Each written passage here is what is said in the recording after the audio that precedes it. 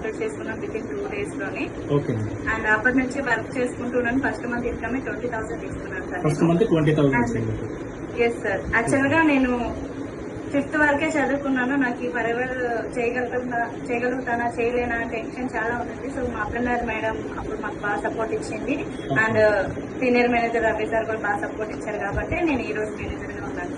Very good. So విన్నారండి, madam 5వ తరగతి వరకు చదువుకున్నారంటే ఆవిడ క్వాలిఫికేషన్ పరంగా 5వ తరగతి చదువుకొని ఈ రోజు ఫరెవర్ బిజినెస్ కి వచ్చి ఇంట్లో వాళ్ళు సపోర్ట్ చేయకపోయినా నేను చేయగలనని చెప్పి ఆవిడ వర్క్ స్టార్ట్ చేశారండి. అది ఇంకా చాలా ఇన్స్పిరేషన్.